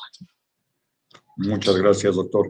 Vamos con una siguiente pregunta. Perdón, la pregunta que acabamos de plantear, ahorita digo el nombre de el médico, un segundo, por favor. Únicamente para, ahí está. Esta fue del doctor José Antonio Eduardo Fuentes. Bien, vamos con la siguiente pregunta, ahora sí, perdón. Está ya. Bien, bien, aquí estamos. Lo de los dispositivos es la que Así sigue. Así es, aquí está, es esta. Esa. Del doctor Domingo Jiménez Vargas, otra pregunta. En la consulta me encuentro pacientes con gran riesgo cardiovascular y diabetes. Muchos no tienen acceso a ISGLT2. ¿Qué alternativas para intensificar tenemos? ¿Usted apoya el uso de insulinas rápidas más solución intravenosa para más ajuste de tratamiento oral para el tratamiento intensivo en pacientes con descontrol glucémico e infecciones, como una celulitis o una neumonía, en un contexto de no urgencia, doctor? Intravenoso solo si fuera una crisis hiperglucémica. O sea, no lo usaría solo para, o sea, a menos que no hubiera de otra, pero si el paciente trae datos de catabolismo, a lo mejor pudiéramos dar un tratamiento con insulina intravenosa, no sería lo ideal, pero al menos con un esquema con insulina rápida, podrían darle un esquema para que el paciente se corrija con un glucómetro. O sea, nosotros aplicar la insulina rápida para corregir al paciente en la consulta, si tienen enfermería que ayude, y si no, bueno, nosotros como médicos. Y si no, a veces podemos dar un esquema para que el paciente se vaya corrigiendo cada 2, 3 horas. Lo ideal sería una insulina análoga de acción prolongada. Si el paciente necesita, acuérdense que el primer escalón es una insulina de acción prolongada, una insulina basal. Y si el paciente no logra metas de control de acuerdo al monitoreo, entonces iniciar insulina rápida. Pero si es para una hiperglucemia importante, la insulina rápida subcutánea es más fácil que solo dar intravenosa. La intravenosa yo la dejaría si el paciente a lo mejor esté dematizado, está con alteración del estado mental, requiere a lo mejor fármacos intravenosos como antibióticos, solución intravenosa, y la glucosa está muy elevada como en un estado hiperosmolar o una cetoacidosis, sí aplicaría la insulina intravenosa, pero si no, creo que con una insulina subcutánea y un esquema de insulina para que el paciente se empiece a corregir, pero si no, primero insulina análoga y a lo mejor y agregar un fármaco oral para lograr las metas de control, ¿no? Si a veces un ISGLT2 es difícil, ya hay en las instituciones como en IMSS, en ISSSTE, ya hay empaglifosina, acaban de introducir, había dapaglifosina, no sé si siga, análogos de GLP-1 en algunos hay, como liraglutida, pero si no, pues con lo que ya tenemos, metformina, sulfonilurea, si no hay de otra, pioglitazona es muy barata y es muy buena, y si el paciente necesita insulina, glargina, y si no hay de otra, pues NPH, que ya no es lo ideal, ¿no? Pero si estamos en comunidades o en zonas muy rurales, pues un esquema con NPH y fármacos orales y tratar que el paciente pueda hacer monitoreos de glucosa, ¿no? Muchas gracias, doctor. Vamos con la siguiente pregunta. Esta es del doctor Fernando Antonio Chávez. Buenas noches, doctor. Excelente ponencia. Tengo una duda. Tengo un paciente masculino, 46 años de edad, de ocupación es policía municipal, con prediabetes. No hace mucho ejercicio, come en la calle. Ya le he recetado metformina con sitagliptina de 800/50 en la mañana y en la noche, pero me indica que ha abandonado el tratamiento porque menciona que le da mucho sueño el medicamento. ¿Qué tratamiento farmacológico recomienda usted para escalar para este paciente sin que sienta hipoglucemia, doctor? Bueno, primero los hábitos es importante. Si el paciente no tolera el medicamento, a veces sienten como pseudohipoglucemia. No son hipoglucemias como tal, sino que la glucosa empieza a mejorar y eso hace como que se sientan como con escalofríos o mareados. Entonces es importante aquí una alimentación adecuada, hidratación, educar en el tratamiento. Si no, hay que ver si tiene obesidad, dar algún fármaco que dé beneficio en obesidad o en sobrepeso. La verdad, el inhibidor de DPP4 es muy bien tolerado. Entonces, si tiene mucha resistencia a la insulina, a lo mejor podría ser metformina y pioglitazona, de acuerdo a lo que tengas disponible, ¿no? Pero aquí acuérdense el algoritmo, indicadores de alto riesgo, inhibidores de SGLT2 o GLP-1, y si esto no es posible, fármacos para la glucosa como metformina, pioglitazona, inhibidores de DPP4 Ya si no, sulfonilureas, pioglitazona, hay que combinar y hay que ver realmente por qué el paciente siente esto, ¿no? Hay que educar al paciente en el tratamiento farmacológico, en los hábitos, en la actividad física, ¿no? Y hacerle ver de que está en una ventana de oportunidad para que el paciente no progrese a diabetes. Muchísimas gracias. Doctor, esta es una pregunta de la doctora Evelyn Guzmán. En algún momento mencionó insulina, glargina, más cuál. Perdón, se le entrecortaba la señal. No sé si en algún momento recuerde de su presentación. Insulina, glargina, de las combinaciones es glargina más lixisenatida. El nombre comercial es Olicua. Glargina y lixisenatida. Y la otra es liraglutida y degludec. Y bueno, pues ya tenemos la siguiente pregunta del doctor Jesús Adrián de la Rosa, perdón, de la O. Dice, excelente tema, pero ¿qué equipo de glucómetro es el más recomendado, doctor? La verdad es que no hay como tal, o sea, no les podría recomendar como tal alguna marca. Laboratorios recomendados son Accu-Chek. Los de Contour son bastante accesibles. Los Freestyle Optium son buenos también y se encuentran en todos lados. Los de Roche, yo creo que el paciente pueda costear y que pueda utilizar de estas marcas, ¿no? Y también hay que checar las tiras reactivas. A veces el glucómetro puede ser muy barato, pero las tiras son muy caras y ya de nada sirve, ¿no? Entonces yo creo que hay que equilibrar que el glucómetro sea tanto accesible como las tiras reactivas. Los Contour en Muchísimas, general son de buen precio y son accesibles y que el paciente las puede encontrar, ¿no? de acuerdo. Muchas gracias, doctor. Vamos con la siguiente pregunta de la doctora Mara Abigail Mármol. Dice, buenas noches, excelente ponencia. Una disculpa, ¿se puede pedir también la toma de insulina en sangre y cada cuánto se pide la hemoglobina glicosilada? Gracias. La toma de insulina en sangre, yo solo la checo para medir, por ejemplo, el HOMA, para ver resistencia a la insulina, puedo medir una glucosa basal o en ayunas, una insulina, perdón, con una glucosa en ayunas y calcular el índice de HOMA para resistencia a la insulina.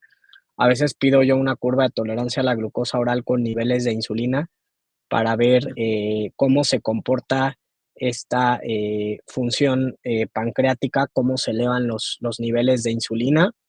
La puedo pedir en un paciente que sospecho baja reserva pancreática con glucosa, péptido C para ver reserva pancreática, niveles de insulina en ayunas, en un paciente que a lo mejor dudo un poco que sea diabetes tipo 2, pero nada más. En un paciente que ya utiliza insulina no es útil medir la insulina en sangre, ¿eh? No tiene caso porque les va a salir la insulina en el laboratorio. Entonces, solo es más útil medirla en HOMA-IR, en una curva de tolerancia a la glucosa oral, en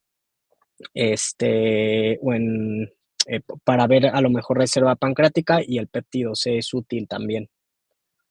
Muchas, Y la muchas gracias. hemoglobina glucosilada, acuérdense que la vida media es de 3 meses, es de 120 días, que es lo que dura la hemoglobina y el eritrocito o el glóbulo rojo.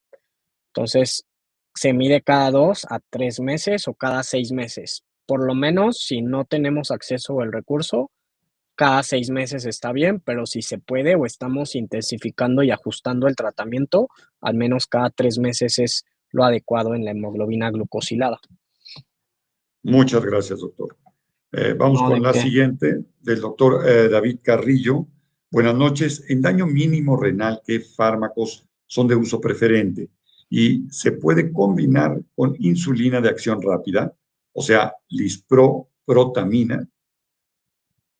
En daño mínimo renal, lo ideal, si no tenemos inhibidores de SGLT2, o sea que hay que ver si hay albuminuria o hay disminución en la tasa de filtrado.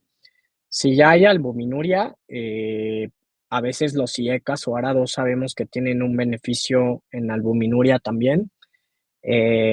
Y bueno, estos están disponibles en la mayoría de las farmacias y son baratos, ¿no? En Alapril, Losartán, de dosis bajitas si el paciente no tiene hipertensión, ¿no? En dosis máximas toleradas.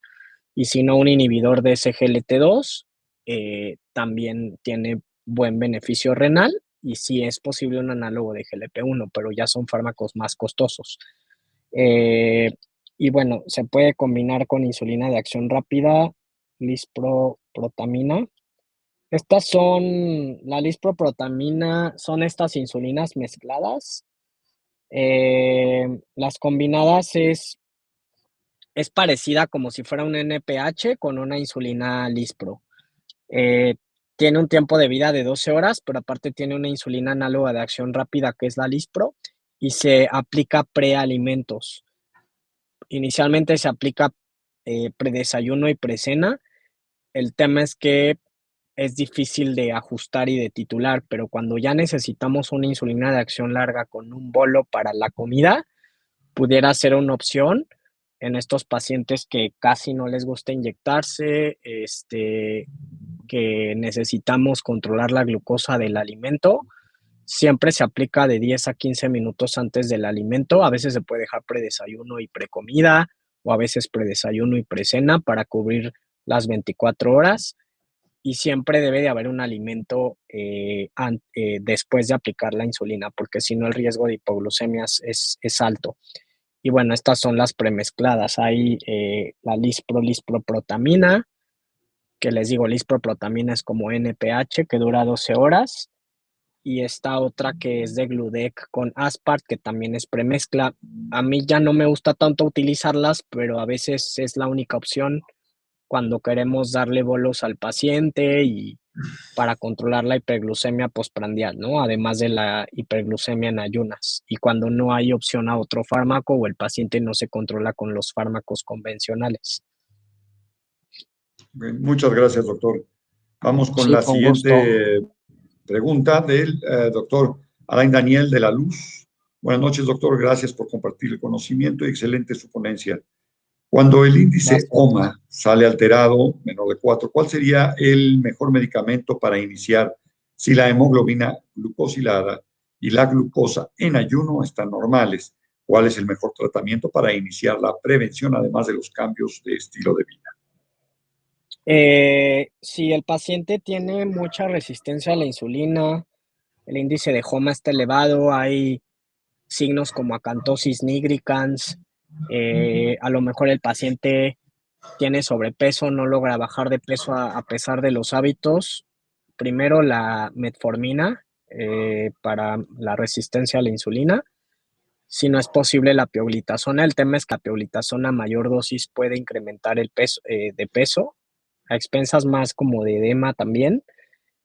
Y si no, metformina y un análogo de GLP-1 pues son excelente opción, ¿no? Para pacientes con resistencia a la insulina y sobrepeso u obesidad, cuando ya el paciente pues ha hecho cambios en estilo de vida, ¿no? Muchísimas gracias, doctor. Y Tenemos, algunos suplementos también han tenido beneficio, perdón, como el inositol pudiera ayudar un poco. Todavía hay un poquito de controversia, pero pudiera tener algo de beneficio en resistencia a la insulina. Listo. muchísimas gracias, doctor. Tenemos pocos minutos. Le pregunto, doctor, ¿podremos alargarnos quizás unos 10 minutos más para tratar de sacar más preguntas? ¿Le parece bien? Sí, sí, sí. Ok. Entonces, bueno, de acuerdo a esto, entonces me voy 10 minutos porque ya estamos con el tiempo encima, pero bueno, pues siempre es bueno preguntar, sobre todo por el respeto al tiempo de los demás.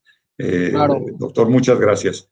Bien, vamos a continuar entonces con la siguiente pregunta del doctor José Luis Román Castillo. ¿Qué hacer con varón 40 años sin sintomatología con glicada de 7,5%, prueba de tolerancia normal y en ayuno también se le dio semaglutida oral? ¿Esto es correcto? Aquí hay que revisar. Acuérdense que la prueba o el estándar de oro es la curva de tolerancia a la glucosa oral. Si la curva salió normal y la glucosilada salió alta, más bien yo dudaría de la glucosilada o la repetiría. Hay que ver, hay glucosiladores rápidos genéticamente que tienden a tener hemoglobinas glucosiladas más elevadas. Hay que ver que no haya hemoglobinas elevadas como en apnea obstructiva del sueño, hemoglobinopatías, que puedan estar haciendo que la hemoglobina glucosilada sea mayor. Si la curva es normal, no tiene diabetes, ¿no? A menos que alguno de los puntos de la glucosa haya salido alterado o que esté en prediabetes o que tenga datos de resistencia a la insulina. La semaglutida oral ahorita la única indicación es para diabetes tipo 2 con sobrepeso u obesidad, ¿no? Si no tiene nada de esto, no le encontraría indicación para iniciarla, ¿no? Y bueno, hay que checar si esta hemoglobina glucosilada o repetirla en algún laboratorio certificado. Por ejemplo, LAPI tiene su hemoglobina certificada. O ver si el paciente no tiene alguna hemoglobinopatía o algo que puede estar haciendo. Entonces, aquí no es de utilidad hacer la hemoglobina glucosilada y hay que pedir un monitoreo de glucosa y bueno, la curva está normal, entonces se descarta que tenga diabetes realmente. Muchas gracias, doctor. Con la siguiente pregunta de la doctora Norma Escobar, en pacientes que no aceptan uso de insulina, ¿se pueden prescribir 4 medicamentos? Gracias. Excelente ponencia, doctor. Sí, como bien les comenté, siempre y cuando ataquemos varios puntos fisiopatológicos, ¿no? Metformina, un inhibidor de DPP4, un análogo de GLP-1, de acuerdo si el paciente tiene sobrepeso o no, si tiene factores de riesgo cardiovascular. Como bien les mencioné, una terapia triple, cuádruple se podría, pero pueden aumentar los efectos secundarios, pero sí podría el paciente a mejorar el control glucémico con una glucosilada arriba de 9 y siempre y cuando no tenga tanto tiempo de evolución de la diabetes, ¿no? Si el paciente no responde a la terapia triple o cuádruple, entonces necesita insulina. Muchas gracias. Vamos con la siguiente pregunta de la doctora Soraya Elisa Santos. Gracias, doctor. Excelente plática. Los DPP4 se pueden indicar en pacientes con enfermedad renal crónica grado 3. Hay inhibidores de DPP4 como la ninagliptina, que es la que se vio que es segura renalmente. A veces los demás se tienen que ajustar dependiendo la tasa de filtrado. Ustedes lo pueden consultar de acuerdo al inhibidor de DPP4, como es vildagliptina, pero la linagliptina es la más segura para enfermedad renal crónica y con mínimo riesgo o neutra en hipoglucemia y bueno, en peso también, ¿no? Es en general un fármaco bien tolerado. Muchísimas gracias. Doctor, la siguiente pregunta del doctor Gerardo Rodríguez Melchor. Buenas noches, excelente ponencia. Diferencias entre insulina Ispro, Glargina y Detemir. A ver, aquí son la Glargina y la Detemir son insulinas análogas de acción prolongada. Son muy similares la Glargina y la Detemir, duran de 18 a 22, 24 horas. Encontramos más fácilmente la insulina Glargina. La insulina Detemir está aprobada para su uso en el embarazo. La Glargina, como tal, no hay la aprobación, pero se ha visto que es segura pero también en el embarazo. Son insulinas de acción prolongada. La Lispro es una insulina análoga de acción rápida, ¿sale? Entonces, por el tiempo de acción, la Lispro es rápida, Glargina y Detemir son de acción prolongada. Y las tres son análogas. Son de las insulinas de última generación que ya vienen nuevas, pero son como las más recientes que tenemos aquí en nuestro país. Y son las preferidas, la verdad. Muchas gracias, doctor. La siguiente pregunta de la doctora Eugenia Leonor Coyotl. ¿Qué tan confiable es el monitor que se aplica en el brazo para checar la glucosa, doctor? Justo los que les hablé es el monitoreo continuo de glucosa, es el sensor de glucosa. Es confiable, pero sí hay una variación, porque lo que hace el monitoreo es medir la glucosa del tejido intersticial, es del líquido que se extravasa de los vasos sanguíneos al tejido subcutáneo. Entonces hay un desfase de glucosa capilar a la intersticial, que puede ser de 10 a 30 puntos. Cuando ya es más de 50 puntos, 100 puntos, entonces ya no es tan confiable y hay que cambiar el dispositivo o hay que reportarlo o hay que ver por qué no está siendo tan efectivo. Siempre es más efectivo la capilar y la venosa, porque, bueno, vienen directamente del vaso sanguíneo, pero el monitoreo continuo de glucosa en general puede haber una diferencia, como les comenté, por esta medición de la glucosa, pero sigue siendo confiable. Siempre es importante no solo que el paciente utilice monitoreo o el dispositivo, el sensor de glucosa, sino que también confirme glucosas capilares, sobre todo si el monitoreo marca bajas, menos de 70 y el paciente no tiene síntomas, es importante que el paciente corrobore en el dedo. Si el paciente, el sensor le marca 300 y el paciente como que no encuentra razón por qué la glucosa está tan alta, es importante que confirme en dedo. Es importante que vayan juntas, pero sí el monitoreo ayuda mucho a quitar la carga en las glucometrías capilares del paciente, en las glucosas en dedo. Ayuda mucho que el paciente no se tenga que picar tanto, ayuda a ver tendencias de glucosa, ayuda a ver las glucosas durante 24 horas, ayuda a ver, ajustar el tratamiento. Entonces sí es confiable y, como les dije, sí está validado y hay un consenso de tiempo en rango para el monitoreo de glucosa, y ya vienen nuevos dispositivos que son más precisos y son más confiables, ¿no?, que los que tenemos ahorita. Muchas gracias, doctor. Vamos con la siguiente pregunta del doctor Enrique Romero. Buenas noches. ¿Qué opina de realizar determinación de proteína C para determinar el tipo de diabetes? Gracias. Es péptido C, no proteína C. Nos puede ayudar para diferenciar un poco entre diabetes tipo 1, tipo 2, es más para ver la reserva pancreática e incluso para tipo MODY, para genéticas.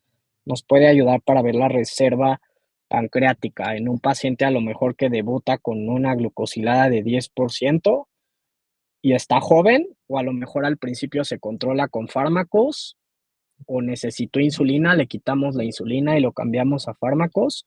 Si nos pudiera ayudar a sospechar entre tipo 1, tipo 2 o incluso a lo mejor si es tipo 1 o tipo MODY, ¿no? Pero es péptido C. De acuerdo. Vamos con la siguiente pregunta, que es de la doctora Alejandra Rangel. Buenas noches. Para mujeres con diabetes gestacional, ¿qué medicamento es el más indicado para el control de la glicemia? Muchas gracias, doctor.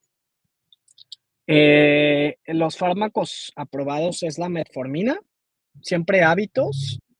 La metformina es segura, está aprobada la insulina, es la más segura. Entonces, la insulina, las sulfonilureas estaban aprobadas, pero bueno, yo no las recomiendo. Entonces, prácticamente solo metformina e insulina.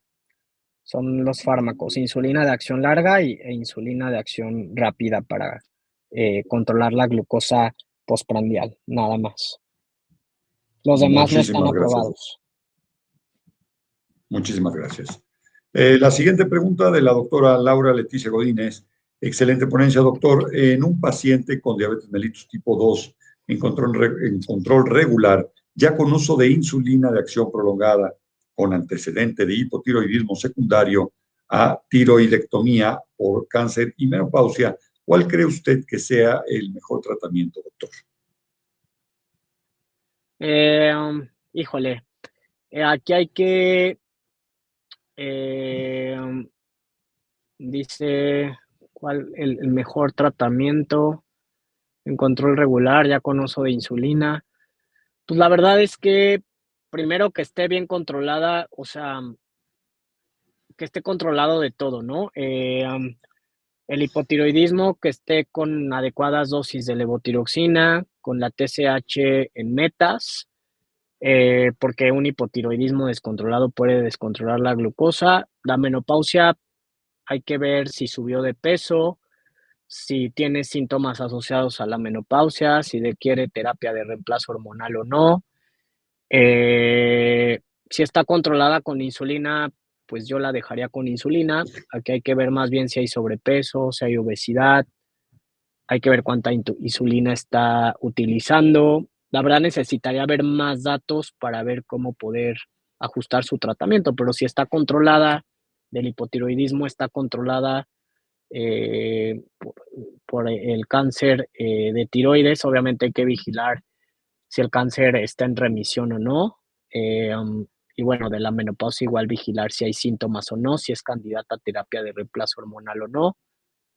Es como un manejo integral, ¿no? Aquí, pues prácticamente los endocrinólogos podemos verlo, pero bueno, luego no somos muchos. Pero aquí obviamente da prioridad a la diabetes tipo 2 y al hipotiroidismo y tal vez ya después a la terapia de reemplazo hormonal, ¿no? Muchísimas gracias, doctor. La siguiente pregunta es para el doctor Francisco Javier Rodríguez. Excelente ponencia. En el caso de diagnóstico de diabetes tipo 2, que se encuentran controladas las metas con dieta, reducción de peso, medidas higiénico-dietéticas sin necesidad de ningún fármaco, ¿cuál es su recomendación en el caso de la tolerancia normal a la glucosa, también llamada prediabetes? ¿Es conveniente o no iniciar, por ejemplo, metformina?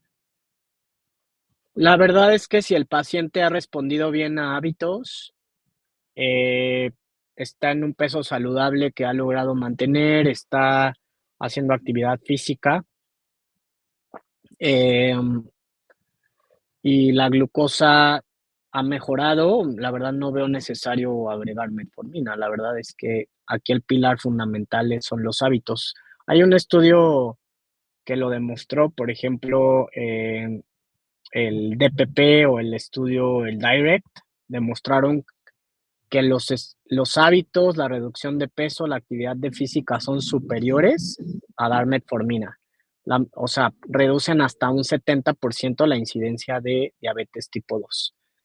Si no logramos con hábitos lograr esta reducción o dar el beneficio, entonces ya agregamos metformina que nos da otro 30-40% de la reducción de incidencia en prediabetes. Y bueno, el peso es importante, ¿no? Pero si el paciente está en general bien con los hábitos, los laboratorios bien, la glucosilada menos de 5.7, se ha mantenido bien, yo lo dejaría con puros hábitos. Muchísimas gracias. Doctor, vamos con la siguiente pregunta de la doctora Rosa María Nava. ¿Qué medicación hipoglucemia sugiere para pacientes que muestran efectos gastrointestinales severos, doctor? En general, los inhibidores de DPP4 son seguros, son muy bien tolerados gastrointestinalmente, solo que, bueno, tampoco dan hipoglucemias, efecto en la glucosa regular, pero en general bien. Y la pioglitazona pudiera ser otro efecto, otro fármaco bien tolerado gastrointestinal. Las sulfonilureas también, obviamente seleccionando las que dan menos hipoglucemias como glimepirida o glicazida. Nada más hay que tener cuidado con hipoglucemias y con el peso, pero son en general, y bueno, la insulina, ¿no? Son los fármacos. Los inhibidores de SGLT2 en general son bien tolerados. Hay algunos pacientes que refieren efectos, pero la metformina, análogos de GLP-1, son los fármacos que más efectos secundarios gastrointestinales dan, ¿no? Muchísimas gracias, doctor. La siguiente pregunta, la doctora Sandra Pena. ¿Qué tan fiable es la determinación de glicemia en capilares cuando hay vasculopatía periférica, Pues sí, doctor? sí es confiable, o sea, siempre y cuando obtengamos la muestra de sangre del paciente, ¿no? Eh, Tal vez yo, para corroborar, tomaría, o sea, si ustedes tienen duda o del glucómetro, si el paciente va al laboratorio y se toma una glucosa en ayunas, esa es como la glucosa más fiable, ¿no?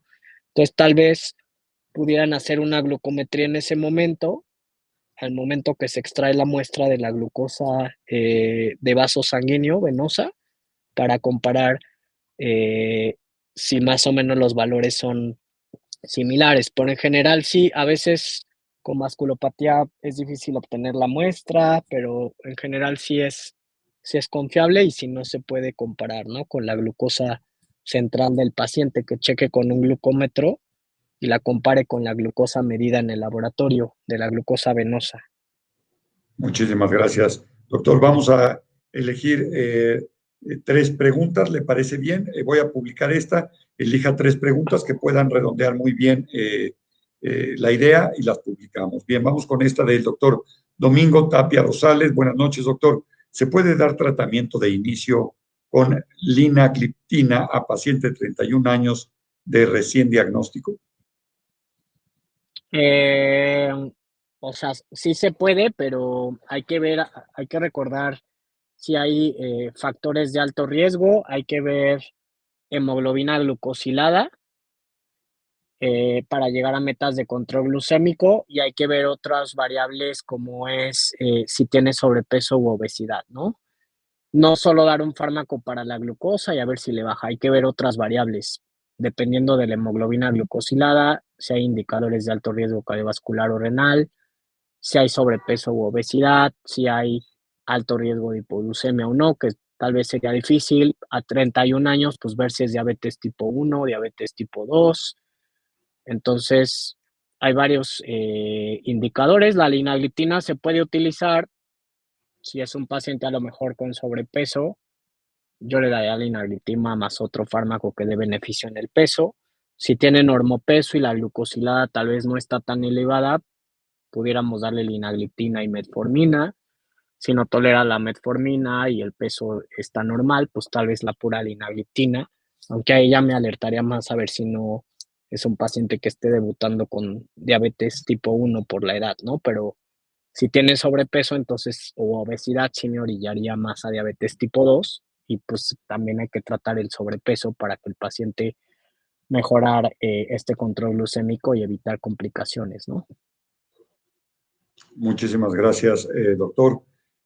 No sé si vio alguna de las preguntas que a usted le parezca interesante, mientras... De las del chat, así es, así es. Tenemos varias sí, es preguntas que todavía. son un montón, pero yo creo que Hemos contestado, creo que nos faltan como 10 preguntas, que las que no se acaben de contestar, se las vamos a hacer llegar vía el chat de la plataforma, pero bueno, pues tratar de tener unas 3 respuestas más, doctor, que usted elija. Alguna que le parezca a interesante. ver, preguntas. A ver. Ah, dice, caso de paciente adulto mayor con enfermedad renal crónica con tasa de Sí. filtrado glomerular menor a 30, ¿considera prioritario suspender el uso de SGLT2 o continuarlo? Traería mayor beneficio. Aquí depende si, o sea, los inhibidores de SGLT2 están aprobados desde una tasa de filtrado desde 25, como fue canaglifosina, y sí mostraba beneficio en, eh, en la no reducción de la tasa de filtrado, mejoraba la albuminuria, disminuía los eventos renales, la progresión a diálisis. O sea, si el paciente lo tolera y esto le va a dar beneficio en la tasa de filtrado, o al menos no mejorarla, pero en no deteriorar más la función renal, yo se lo dejaría, yo sí le daría el beneficio, ¿no? Claro que Y sí. por aquí dice otra.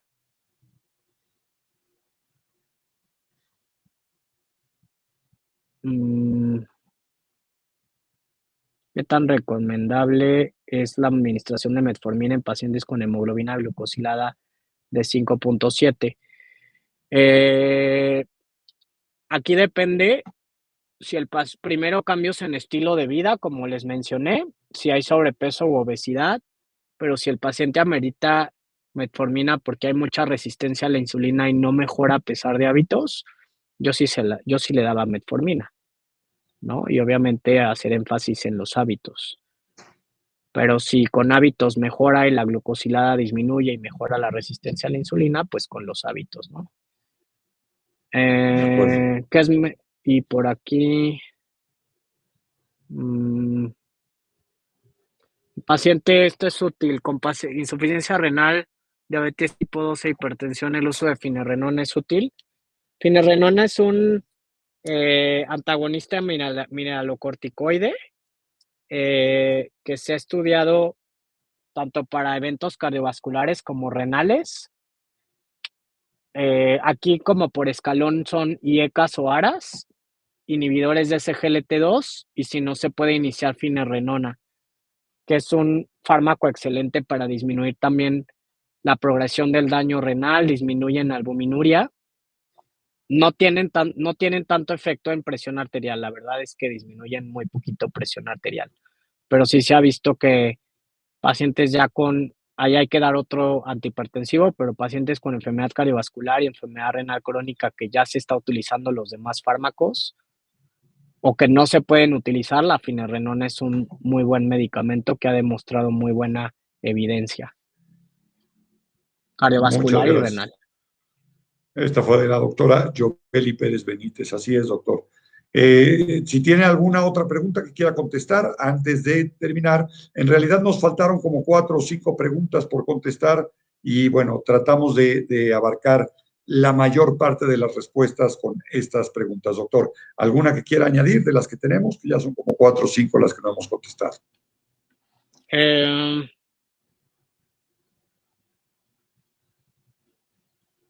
A ver. Dice aquí, excelente, gracias por sus comentarios, qué bueno que les gustó. La paglifosina se ha visto útil en insuficiencia cardíaca, en paglifosina también. Sí, también demostró en paglifosina beneficio en insuficiencia cardíaca en dosis de 10 miligramos. Entonces sí se puede utilizar la dapaglifosina y la empaglifosina. Sí son fármacos con beneficio en falla cardíaca. Entonces, ese es un indicador de alto riesgo y son fármacos que hay que utilizar siempre, ¿no? Acuérdense, siempre considerar indicadores de alto riesgo, enfermedad cardiovascular o enfermedad renal crónica, considerar nuestras metas de control glucémico y también si el paciente tiene sobrepeso u obesidad, pues dar beneficio también para el peso, ¿no? Bien, pues muchísimas gracias, doctor. Bueno, y como todo tiene que llegar a su fin, ya de hecho nos pasamos bastante del tiempo. La verdad es que la plática ha estado muy interesante. A los mismos médicos les ha interesado mucho y hay como 4 o 5 preguntas que no terminamos de contestar. Sin embargo, se les van a enviar las respuestas a esas preguntas vía el chat de la plataforma. Les pedimos que estén pendientes para ello. Y bueno, finalizamos así esta sesión virtual, no sin antes agradecer al doctor Madrigal por su participación, por su tiempo y por todo lo aportado al evento de esta noche. Doctor Madrigal, antes de despedirnos, ¿le gustaría dar algunas palabras finales al auditorio? Pues bueno, agradezco su atención a esta ponencia. Es como una revisión un poco general del abordaje integral, pero creo que es útil de diabetes tipo 2. Y bueno, algo que me gustaría que se lleven es justo que se lleven este manejo integral de los 4 pilares, la educación en diabetes, los hábitos, acuérdense, control de glucosa, control de lípidos, control de presión arterial, usar fármacos con beneficio cardiorrenal para evitar complicaciones. Y otra cosa importante es, hay que evitar la inercia terapéutica por el bien del paciente. De acuerdo. Y nada más, muchas gracias. Muchísimas gracias, doctor. Le agradecemos mucho y muy buenas noches. Les recordamos que al término de esta sesión, el equipo de Conectimed les hará llegar un correo electrónico con un artículo relacionado con el tema del día de hoy. Les invitamos también a acompañarnos en la siguiente sesión virtual presentada por LAPI Laboratorio Médico, y esta es titulada Avances y desafíos en el diagnóstico del VIH, en la que se brindará una visión integral de los progresos más recientes en la lucha contra el VIH, además de discutir sobre los desafíos actuales desde una perspectiva epidemiológica y clínica. Esta sesión se efectuará el próximo miércoles 18 de diciembre a las 8 de la noche. Este evento ya se encuentra disponible en el banner principal de la plataforma. Por si desean confirmar desde el día de hoy, pueden hacerlo. Les recordamos también instalar la aplicación Conectimed. Con ella podrán tener acceso mucho más fácil y directo a todos los contenidos y ya está disponible tanto para el sistema Android como iOS y evidentemente es sin costo para todos ustedes. En este momento aparecerá un botón en la parte superior de la pantalla para que nos apoyen quienes no lo han hecho a contestar la encuesta de salida. Y bueno, pues los resultados de esta encuesta siempre nos ayudan a ir buscando las mejoras en beneficio de ustedes y de acuerdo a sus sugerencias. Reiteramos nuestro agradecimiento por su asistencia y muy buenas noches a todos los médicos. Gracias.